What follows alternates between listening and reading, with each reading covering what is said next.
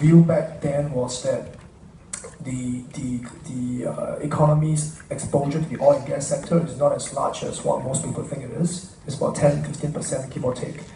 There is some fiscal dependence on oil and gas sector.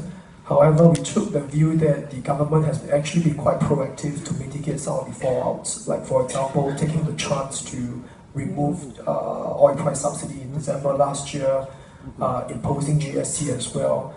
This was something that we acknowledge that previous administration has not been able to do for many years. And obviously, passing these two very important fiscal reforms has kind of cost the current administration some political points. But we do acknowledge that policy making wise has been sound throughout this noise that's been happening on YMDB, etc. The second review we had this year was in July, and same outcome, rating was from the A- with stable outlook. Since then, of course, there's been a lot of political noise surrounding YMDB, etc. However, our base case is that we do not foresee this political noise interfering with policy making. We do not expect the government to roll back its important subsidies and its reforms that he has passed.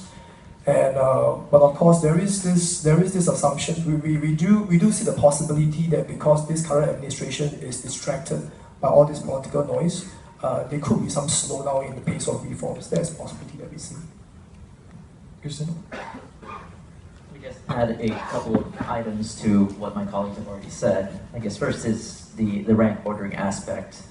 These were reforms, the subsidy reforms, the GST implementation.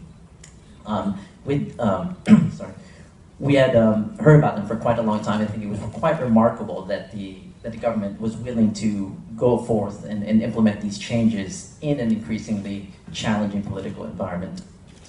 With regards to our methodology itself, we are looking at basically the same things as I mentioned already. We are looking at economic strength, how dynamic a